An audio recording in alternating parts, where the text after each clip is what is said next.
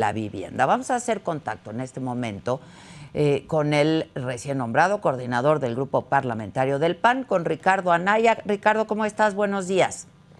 Adela Micha, estoy muy bien y con mucho gusto de saludarte. Un saludo al auditorio. Oye, Ricardo, a ver, pues cuéntanos cómo estuvo la sesión, tus impresiones de la sesión de ayer y ahora nos dices en qué consiste ya y cómo quedó la reforma. Mira, de veras que es gravísimo porque esta gente no escucha razones.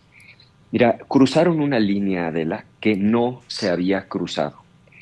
Cualquier persona que haya trabajado en su vida tiene una Afore y llega a tu casa un estado de cuenta igualito a un estado de cuenta de una cuenta bancaria, porque en última instancia eso es una cuenta bancaria. Entonces, tu estado de cuenta arriba puede ir Citibanamex, BBVA, Profuturo, en fin, hay muchas instituciones bancarias.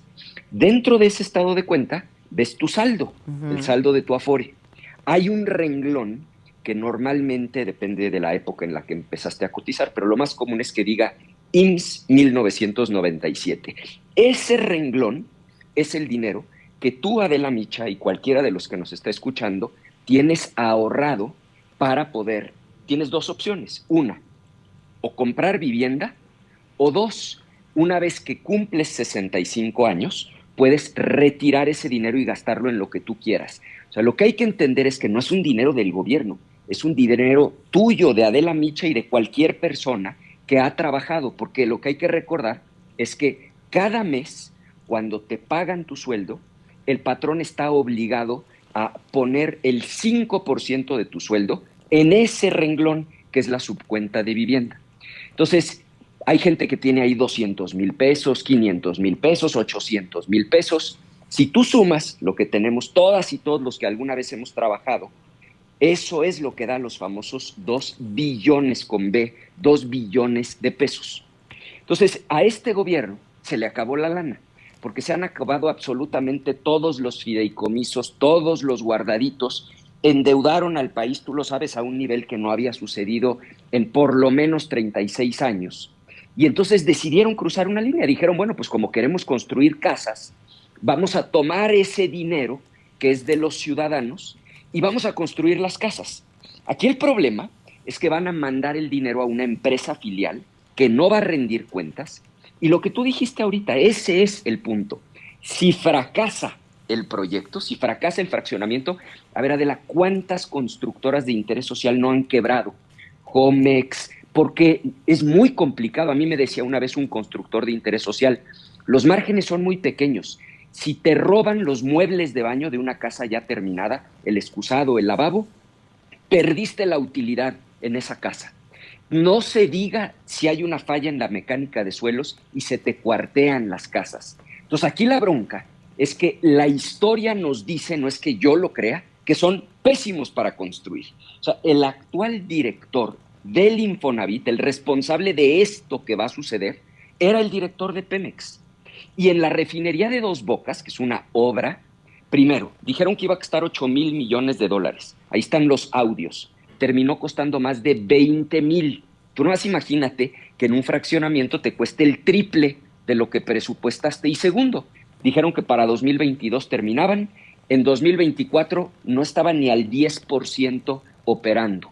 Entonces, si eso les vuelve a pasar, se va a esfumar el dinero de la gente. Concluyo diciéndote, claro que hacen falta casas para la gente que trabaja, bien ubicadas, cerca de los centros de trabajo, de tamaño digno, con buenos servicios públicos. Pero la manera inteligente de hacerlo es que el gobierno aporte tierra, que aporte permisos, trámites, servicios, transporte, y que sean las empresas privadas las que se arriesguen, que ellos construyan. Y si el fraccionamiento queda bien, bonito y barato, pues entonces los trabajadores ganan. Pero si el fraccionamiento sale mal, el que pierde es el privado, no el trabajador. Entonces, esto que hicieron es de veras una barbaridad que puede tener consecuencias terribles en el futuro, Adela. Y que las estaríamos viendo pronto. Sí pronto, pero es también cierto que no de inmediato. O sea, no es como que mañana tú vas a revisar tu nuevo estado de cuenta, vamos a pensar del mes de marzo, y te va a aparecer en cero la subcuenta de vivienda. No, el número se va a quedar igualito, porque es muy fácil en un papel poner un número. El problema es que tu dinero lo van a haber tomado y lo van a invertir en los proyectos que a ellos se les ocurra que son buenos. Y donde esos proyectos fracasen, al rato lo que va a resultar es que vamos a tener un boquete financiero del tamaño del mundo y no va a haber quien responda por ese dinero. Ahora, la gente que tiene más de 65 años es la única que hoy lo puede retirar, meterlo en otra cuenta de banco y que el gobierno no lo pueda tocar. Pero el que todavía no cumple 65, la verdad es que está indefenso porque o lo usas para comprar una casa o lo tienes que dejar ahí en la subcuenta de vivienda para que se te siga acumulando saldo. ¿Y qué pasaría si en todo caso quienes están cerca de cumplir los 65 vayan a querer retirar su dinero y ya no esté? Ese es el otro problema y esa es de las cosas que el gobierno no mide. Justo lo que acabas de decir es como ocurre en las crisis financieras. O sea, si recuerdas, todos vivimos la de 94, 95. Eso es lo que sucede. Cuando la gente se espanta y decide retirar su dinero, pues lo que sucede es que muchas veces el dinero no está líquido. En el caso de los bancos, ¿por qué no está tu dinero? Pues porque el dinero que Adela ahorra es el dinero que a Juan le prestan cuando pide un crédito. A eso se dedica un banco. A ti te paga un pequeño interés por ahorrar tu dinero ahí y a Juan le cobra un gran interés por prestarle tu dinero. Ese es el negocio. El día que todos los ahorradores al mismo tiempo quieren sacar su dinero, quiebra el banco, quiebra el sistema financiero.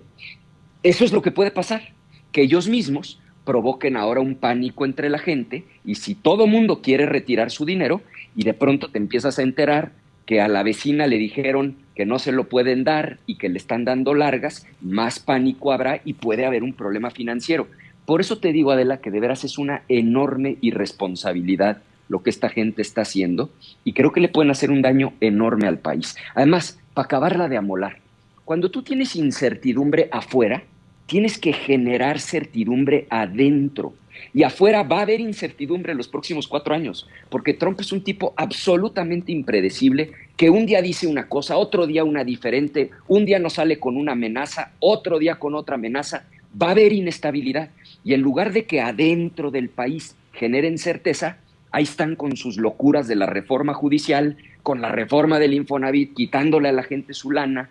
Esto, lamentablemente, creo que no va a acabar bien, Adela. A ver, todos coincidimos en que la vivienda digna es una necesidad de la gente, de los trabajadores, ¿no? ¿Cuál es la alternativa? ¿Cuál sería una buena alternativa? Lo esbozaste un poco, pero ¿cuál sería una buena? La alternativa, Adela, es, muy bien, no queremos casas que están demasiado lejos. Piensa en la gente, por ejemplo, que vive en Ecatepec, en Los Reyes La Paz, en Nesa, en Chalco, y que tienen que venir todos los días a la Ciudad de México, que en hora pico se pueden aventar más de 2 horas de camino. Y esto que estamos diciendo es la realidad de miles y miles de personas que trabajan aquí en la zona metropolitana. Sí. Entonces, ¿qué es lo que quieres? Que las casas estén más cerca de los centros de trabajo, que tengan buen transporte público, que tengan buenos servicios y que no sean estas casitas diminutas, que tengan un tamaño digno. Muy bien, entonces lo que tiene que hacer el gobierno es facilitar reserva territorial, darles todos los permisos, trámites, meter servicios públicos, eso sí le toca hacerlo al gobierno, y decir, no acepto casas que no tengan estas características. Licitas y los particulares que quieran hacer esas casas, que tengan el dinero, las empresas grandes que a esto se dedican, se ponen a construir las casas.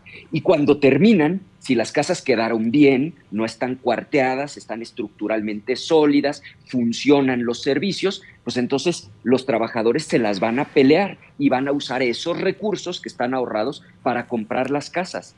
Y está bien que haya también un modelo de casas en renta y que la renta que paguen sea a cuenta de lo que vale la casa. Eso está bien. Lo que es una locura es que el gobierno, que es pésimo administrador, porque de todos los colores, hombre, acaba habiendo corrupción, meten a sus amigos, a sus parientes a trabajar, ha pasado históricamente en todos los colores, olores y sabores.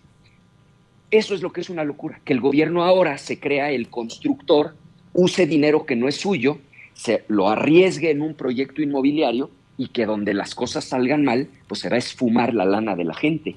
Entonces sí hay una manera de hacerlo de manera correcta y tienes toda la razón, hace falta muchísima vivienda en el país. El problema es que la manera en la que ellos lo están haciendo creo que va a ser un desastre. Ahora, hay viviendas que se han hecho que no están terminadas o que no están habitadas. ¿Qué hacer con esas viviendas? Bueno, ahí ese es un gran tema.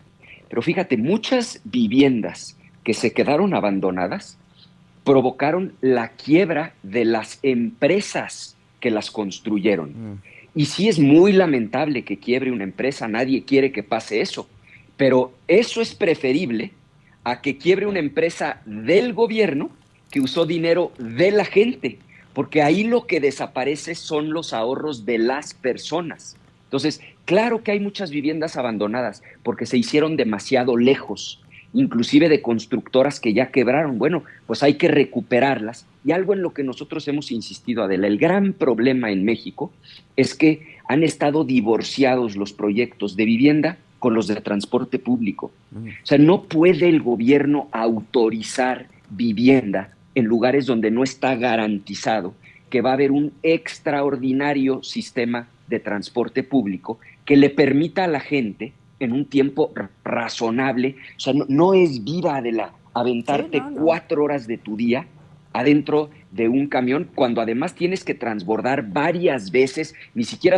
te subes y te esperas ahí 2 horas, o te subes y vas sentada cómodamente, no, son 2 horas de trayecto en donde vas parada, donde peleas poderte subir a una combi que va hasta el copete. Entonces, lo que ha pasado es que han estado divorciados los proyectos de vivienda con los de transporte público. Eso no puede volver a suceder. Eso sí es lo que le toca hacer al gobierno y no andar jugando a que construye cuando es que además el ejemplo que quieras, vete al Tren Maya. Fíjate lo que presupuestaron y lo que terminó costando, a la refinería de Dos Bocas. Dijeras tú, es que son grandes empresarios. Ve nada más las pérdidas de Mexicana de Aviación desde que la empezó a operar el gobierno. Y otra vez, no es nada más este gobierno de la 4T. Hombre, tú te recordarás en tiempos de Echeverría, el gobierno tenía restaurantes, hoteles, fábricas de bicicletas y todos los negocios del gobierno eran una robadera y se perdía dinero. No se le da al gobierno ser empresario. Entonces, claro que hace falta transporte público, vivienda de calidad, pero en un esquema inteligente, no en un esquema que pone en riesgo, por un lado, el ahorro de la gente y por el otro lado, la estabilidad financiera de México. Ahora, ha habido robadera en el Infonavit, Ricardo. Claro, y nosotros, Adela, el grupo parlamentario del PAN, presentó la denuncia penal, porque nosotros empezamos a ver cómo en la mañanera decían, es que miren cómo en el pasado se robaban el dinero. Y empezaron a poner un montonal de ejemplos, que son verdad algunos de ellos. Por ejemplo, decían, en algunos casos una misma casa se vendió hasta 100 veces. Es verdad que existía ese fraude. ¿Por qué? Porque como ya decíamos, el que no tiene 65 años no puede retirar su dinero. Entonces, despachos corruptos llegaban con los ciudadanos y les decían, oye, mira, tú en tu subcuenta tienes aquí 400,000 pesos. Yo te puedo ayudar a que en unas semanas te entreguen 300,000 en la mano. Nada más necesito que me firmes aquí. Entonces, lo que hacían era comprar una casa y ahí sacaban los 400. Esa mismita casa se la vendían al siguiente cliente, recuperaban ese dinero. Claro que el despacho se quedaba con una tajada grandotota y al ciudadano le daban un pedazo del dinero. Y repetían ese esquema con una misma casa, con cientos de personas. Bueno, que castiguen a esa gente. ¿Qué hicimos nosotros, Adela? Pues vimos esos casos, presentamos la denuncia penal. No nos interesa defender a nadie que haya trabajado en el Infonavit. Todo el que haya cometido una trampa, que lo procesen y si hay pruebas, que se le castigue. Lo que no se vale es que nos digan, como antes hubo corrupción, hoy me quedo con el dinero de los trabajadores. Pues es que eso no tiene ninguna lógica. ¿Cuál es la conexión entre una cosa y la otra? Si antes hubo corrupción, castiga a los corruptos, pero no me vengas con que eso te da derecho de tomar dinero que no es tuyo y arriesgarlo en un proyecto que además es altamente probable que fracase. Entonces, por nosotros, Adela, que los castiguen. Ahora, hablabas de lo impredecible que es Trump. ¿Cómo ves el escenario, considerando que hay probables aranceles, deportaciones masivas, vigilancia militar en nuestro país, una enorme presión para que se combata aquí el tráfico de fentanilo? ¿Cómo ves el escenario, Ricardo? Lo veo complicadísimo. Efectivamente, hace unos días había una amenaza muy concreta de imponer 25% de aranceles a todos los productos mexicanos que se venden en Estados Unidos. Eso, Adela, te garantizo que quiebra a la economía mexicana si hubiera sucedido, por una razón muy sencilla, porque nosotros somos un país exportador. O sea, cerca del 40% de la economía mexicana son nuestras exportaciones. Y a diferencia de otros países, prácticamente toda nuestra exportación tiene un solo destino, que es Estados Unidos. Más del 80% de lo que exportamos se va a Estados Unidos. Entonces, si te ponen un arancel del 25% y se te desploman las exportaciones, pierde su trabajo no miles, millones de personas, y se te revienta el sistema financiero, el tipo de cambio se te va a las nubes. Obviamente eso implica que la gasolina, que prácticamente más de la mitad la importamos de Estados Unidos, se te encarece terriblemente, eso te empieza a provocar inflación. O sea, los gringos nos ponen 25% de aranceles y haz de cuenta que, como en estos videos donde forman las fichitas de dominó y tiras la primera, una ficha empieza a tirar a la otra. Ese huracán se desvió porque Trump, la verdad es que estaba blofeando. Lo que él quería era que pusiéramos 10,000 soldados en la frontera. Pero algunos se pusieron a cantar victoria como si ya se hubiera terminado el problema de los huracanes, cuando lo que hay que entender es que van a ser 4 años, Adela, de temporada de huracanes, uno tras otro. Ya impuso 25% de arancel, claro, al acero y al aluminio, lo cual es un golpe terrible. Ya habló ayer mismo de reciprocar los impuestos. Eso implica que entonces él diga, pues como las importaciones causan IVA y el IVA es del 16%, entonces yo también voy a cobrar el 16% a cualquier producto que entre a Estados Unidos. O sea, va a ser una temporada de huracanes. Y lo que a mí me parece increíble, Adela, es que el sentido común te dice que cuando tienes tanta incertidumbre afuera, necesitas generar certidumbre adentro. Pero estos locos hacen lo contrario. Con la reforma judicial generan incertidumbre, tomando todo el control del Poder Judicial. Con la reforma al Infonavit generan incertidumbre, desaparecen la COFESE, concentran el poder, y las amenazas, como tú dices, están en todos los frentes, porque ese es el frente comercial. Pero luego tienes el frente de las deportaciones masivas. Luego tienes el frente de la exigencia del combate al crimen organizado, que por supuesto que hay que defender la soberanía, pero también es cierto que el gobierno no puede ya seguir con esta tontería de andar abrazando delincuentes y permitir que los criminales controlen cada vez más territorio nacional. Eso por supuesto que no porque lo digan los gringos, porque eso tiene que hacer el gobierno. Entonces, en resumen, sí creo que viene una temporada muy complicada para el país. Creo que van a ser 4 años muy complejos y lamento muchísimo que el gobierno no entienda que lo que tendrían que hacer es generar certidumbre adentro y están dedicándose a hacer todo lo contrario. Yo me los imagino, está la temporada de huracanes y estos tipos están ahí en bikini y en shorts en la playa jugando a la tómbola de las bolitas de la reforma judicial, cuando lo que deberían estar haciendo es preparar al país para un problema muy complejo. Ahora, hay voces desde el oficialismo que dicen que justo la oposición le está haciendo el juego a Donald Trump, ¿no? Que estarían incluso traicionando a la patria, son traidores a la patria. ¿Qué dice Ricardo? Sí, lo cual, con todo respeto a quienes lo dicen, pues me parece una enorme estupidez, o no sé a quién se refieran.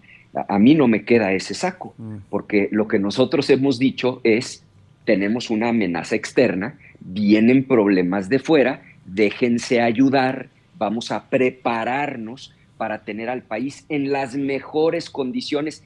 ¿Qué hace la gente que vive en las costas en la temporada de huracanes? Pues refuerza sus casas, las ventanas de vidrio por fuera tienen madera. Eso es lo que hace la gente para prepararse. Y es lo que nosotros queremos hacer, les queremos ayudar.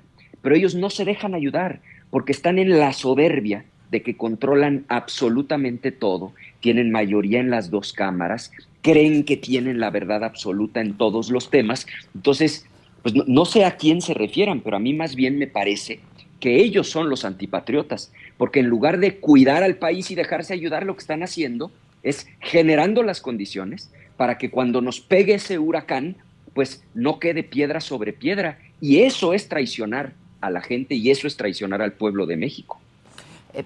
Déjame hablar de otro tema. ¿Cómo ven ustedes en el PAN las reformas contra el nepotismo y la reelección? Mira, es un tema, Adela, que acaba de llegar a la Cámara de Senadores. Vamos a tener una reunión el lunes con especialistas para analizarlo, pero te puedo dar algunas ideas preliminares. En el caso de la de nepotismo, nos parece que se queda verdaderamente corta, porque solamente se refiere a cargos de elección popular, cuando el nepotismo ya se volvió un problema severo en el país. O sea, tú tienes a un ex jefe de gobierno que anda impulsando a una hermana para ser ministra de la Corte, la hermana de la presidenta de Morena es ahora la fiscal en la Ciudad de México, la presidenta del INE tiene lleno de familiares a la institución. Es decir, se queda muy corta la reforma porque no le entra de fondo al asunto. Esa es una primera observación. Por supuesto que hay que evitar el nepotismo, pero pues vamos en serio, aunque a algunas familias les moleste, porque se han apoderado pues, del poder judicial, de la administración pública municipal, estatal, federal. Entonces, sí queremos ir para adelante, pero en serio. Segundo, es muy incompleta la reforma electoral, porque el problema central y el que ha generado este caos es una cosa que se llama sobrerepresentación. O sea, no hay que olvidar, Adela, sí, Morena ganó las elecciones, eso es verdad, además que sacaron el 54% de los votos. O sea, prácticamente la mitad de México, que es el 46%, no votó por ellos. ¿Cómo demonios, con el 54% de los votos, te quedas con el 75% de la Cámara de Senadores y de la de Diputados? Pues porque ahí hay un problema que se llama sobrerepresentación que urge regular. Porque si hubiera equilibrios, no estaría pasando este desastre. Mira, en Estados Unidos salió Trump con la locura de que ahora quien nazca en Estados Unidos, si su mamá y su papá no tienen documentos, no le dan la nacionalidad. Pues inmediatamente los jueces salieron a decir, a ver, eso va contra la Constitución y tumbaron la decisión. O sea, serás muy el presidente de la República, pero no puedes ir en contra de la Constitución. La Constitución dice que si naces en Estados Unidos, eres gringo. En México ya no existe eso, porque no hay contrapesos. Entonces, ¿qué planteamos nosotros? Que esta reforma tiene que incluir el tema de la sobrerepresentación. Sacas el 54%, muy bien, vas a tener el 54% de los diputados, pero no el 75%. Y en el tema de la reelección, es un tema muy complejo porque socialmente a la gente no le gusta. Fueron tantos años de repetir el lema maderista sufragio efectivo, no reelección, que por cierto, se refería solo a la reelección del presidente de la República, claro, en este caso de Porfirio Díaz. De hecho, la Constitución de 1917, que es el fruto de la Revolución Mexicana, solo prohibía la reelección del presidente de la República. Pero está arraigado. Mucha gente tiene esta idea en mente. La realidad es que en muchos casos sí ha permitido tener mejores alcaldes, por ejemplo. Porque en lugar de estar nada más ahí 3 años, tienen un periodo un poco más largo de 6, con la ventaja de que si los primeros 3 chambearon bien, pueden seguir. Si hicieron barbaridad y media, pues la gente los corre. Yo he visto alcaldes que en la reelección quedan en 4º lugar y he visto alcaldes que en la reelección ganan por márgenes amplísimos. Entonces, estamos en ese análisis. Te diría que algunas cosas del planteamiento son correctas, pero sí nos parece que se queda verdaderamente corta esta reforma que se está planteando. Y en el caso de la reelección, creo que deberíamos de ser más objetivos para ver si verdaderamente ha sido perjudicial o ha servido para tener sobre todo presidentes municipales más profesionales. Y en ese análisis estamos, Adela. Ya. Quienes llegaron también al Senado apenas ayer fueron los Yunes, ¿los viste? No, fíjate que lo que leo ahorita en los medios es que ya que habíamos votado la reforma del Infonavit, digamos ya se daba prácticamente por concluida la sesión porque ya no habría ninguna otra votación, la mayoría nos retiramos ya en ese momento, pero entiendo que antes de cerrar la sesión, el presidente de la Cámara, Fernández Noroña, anunció que Morena le había comunicado un cambio en la Comisión de Hacienda. Digo, ellos ya la presidían, Morena. Estaba antes Cuauhtémoc Ochoa como presidente, que es de Morena, y le cedió su lugar a Yunes. Esa es una práctica, digamos, común. Cuando un partido preside una comisión, pues está en su derecho de dejársela a alguien de su mismo partido, pues es un asunto interno en el que pues nosotros no tenemos mayor injerencia. Es una decisión de Morena y claramente simplemente la comunicaron. Pero escandaloso, ¿no? Pues sí, al final lo que nosotros decimos es cada quien que responda por sus decisiones. Esa decisión es una decisión interna y a nosotros no nos corresponde. Y finalmente, ¿cómo viste la sesión de la Suprema Corte ayer, si es que viste algo? Sí, pues mira, en el fondo, lamentable, yo no estoy de acuerdo con lo que se resolvió, pero también creo que hay que acatar lo que resolvió la Corte, porque yo lo dije en la mañana, antes de conocer la resolución, obviamente, pues que cualquiera que fuera el sentido lo teníamos que acatar. O sea, no podemos vivir en la jungla, en la anarquía, en donde cada quien hace lo que se le pega la gana, en donde cuando la sentencia me favorece, la acato y cuando no me favorece, la rechazo. Pues eso no puede funcionar. Ningún país civilizado ha progresado con ese tipo de prácticas o de actitudes. Entonces, lo que yo creo es que hay que acatar la resolución. Es una resolución compleja, pero en el fondo, le da, digamos, luz verde a la reforma judicial. Claro. ¿Por qué?